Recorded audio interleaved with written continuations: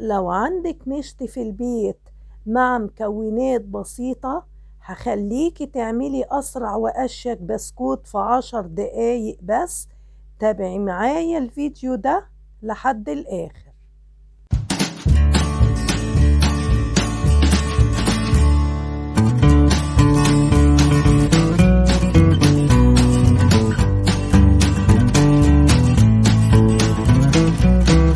ازيكم حبايبي، عاملين ايه؟ يا رب تكونوا جميعا بألف خير. وحشتوني كتير من الفيديو اللي فات. النهاردة هنعمل مع بعض بسكوت الخلاط السريع في أقل من 10 دقايق. هتعملي أحلى وأسرع بسكوت وكله في الخلاط، يعني مفيش أي مجهود وبدون مضرب كهربائي أو أي حاجة. طريقته سهلة جدا جدا وبسيطة. يلا بسرعة انزلي اعملي لايك للفيديو ويلا بينا نبدأ. في البداية حبايبي بنجيب الخلاط بتاعنا الجميل وبننزل فيه ببيضتين بدرجة حرارة الغرفة. بننزل بعد كده عليهم بكيسين من الفانيليا. بعد كده بننزل عليهم بمعلقة صغيرة من الخل. بعد كده هننزل عليهم بكوباية إلا ربع سكر، وممكن تستخدمي السكر الخشن العادي مفيش مشكلة. بعد كده هننزل عليهم بكوباية إلا ربع زيت، والوصفة ديت اقتصادية جدا، لا هتستخدمي فيها لا سمنة ولا زبدة. بعد كده هننزل عليهم بمعلقتين كبار تانك اللي هو البودر. ما عندكيش استعملي بشر برتقال، ما يجراش اي حاجة. هو ده اللي ما يعرفوش. بنضرب بعد كده حبايبي المكونات في الخلاط لحد لما يبقى قوامها كريمي معاكي. بتجيبي حبيبتي طبق غويط وبتنزلي فيه بالخليط اللي احنا ضربناه في الخلاط لحد لما بقى كريمي زي ما انت شايفة كده.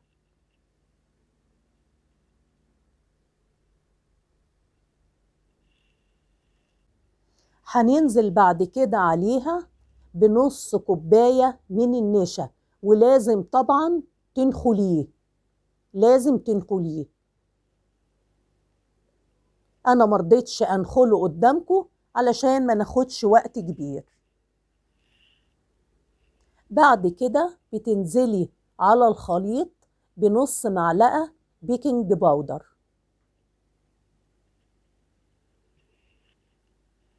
وبننزل بردك بنص معلقة صغيرة من الملح. هنبدأ نقلب الخليط كله مع بعضه لحد لما المكونات الجافة تختفي.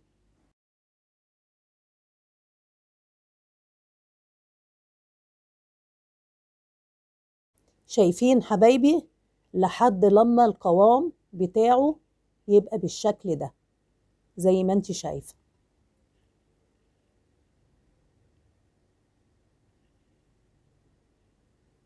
بعد كده حبايبي بننزل عليها بالدقيق، لازم برضك تكوني نخلاه. دولت كوبايتين ونص، تنزلي بشوية شوية على الخليط لحد لما تكوني عجينة متماسكة.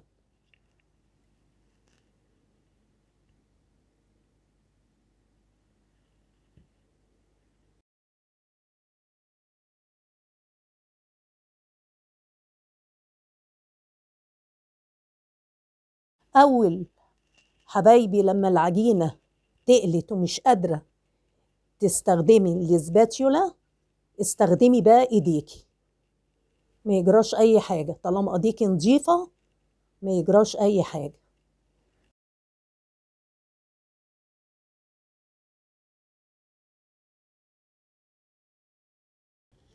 تفضلي تعجنيها كده لحد لما تديكي العجينة تبقى هشة كده، شايفة؟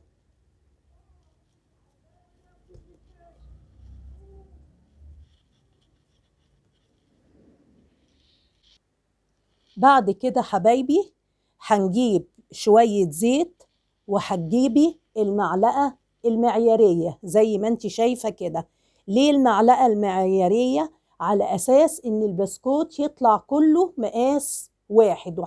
ما اجي بقى هتبهرك بقى بتشكيل البسكوت الجميل. يلا بقى خطوة خطوة، وبصي شوفي أنا هعمل إيه. هتبليها كده زيت،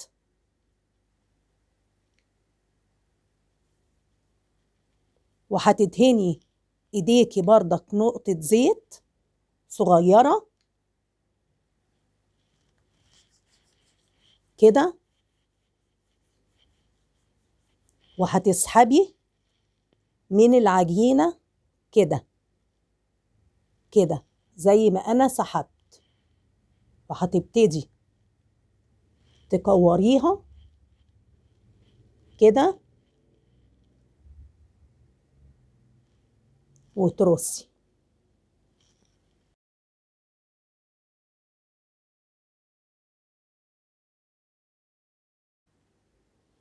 شايفين حبايبي بعد لما شكلناها الكور ما شاء الله تبارك الله ادتك كمية جميلة جدا جدا.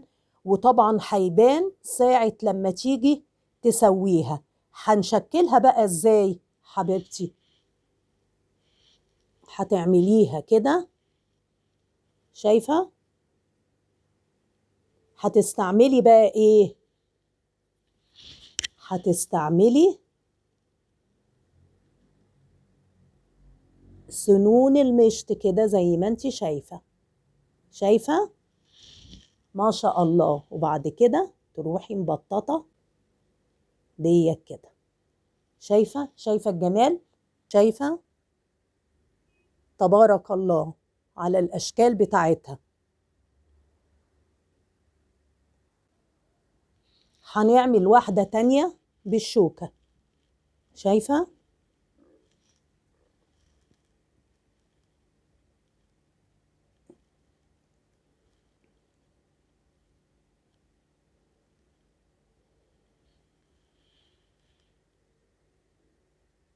شايفة الجمال؟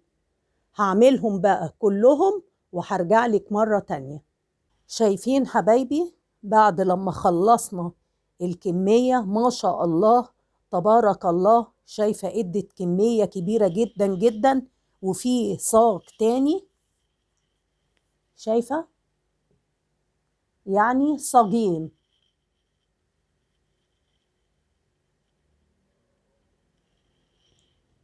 ما شاء الله تبارك الله. هندخلهم بقى حبايبي الفرن على درجة حرارة 180 في الرف الوسطاني.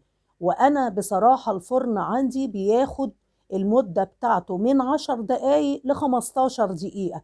وده بيرجع للفرن طبعا اللي عندك، لازم تتابعيه علشان من فرن لفرن بيختلف طبعا درجة الحرارة فيه. فأنت لازم تكوني متابعاه. هندخلهم الفرن دلوقتي، وهيرجع لك تاني نشوف هنعمل ايه مع بعض. ولحد حبايبي البسكوت ما يخرج من الفرن، بنجيب نص قالب شوكولاتة اللي هي بتاعت الحلويات، وبنقطعها بالسكينة تقطيع رفيع علشان يسرع من التسييح بتاعها.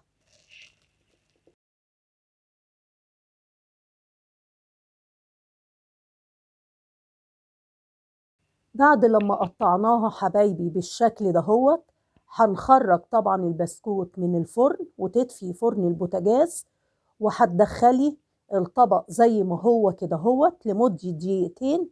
هتسيح معاكي.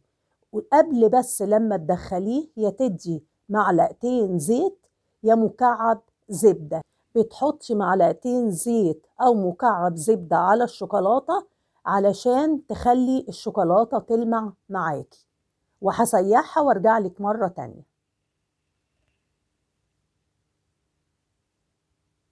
ودي حبايبي الشوكولاتة بعد لما سيحناها بقت بالقوام ده.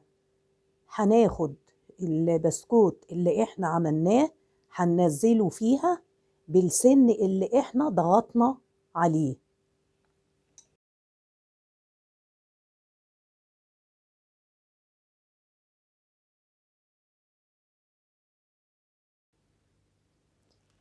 دي يا حبايبي السن اللي احنا ضغطناه مع بعض.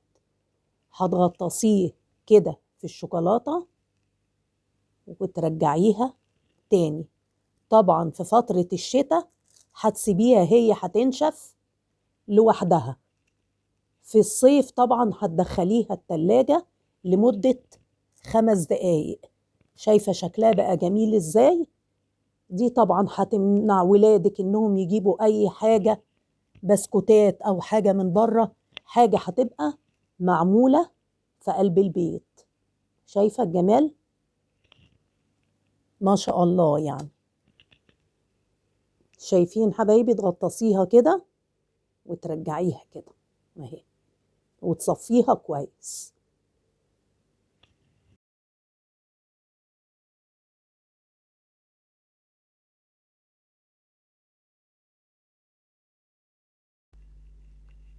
وده حبايبي الشكل النهائي البسكوت الخلاط الجميل جدا اللي عملناه مع بعض.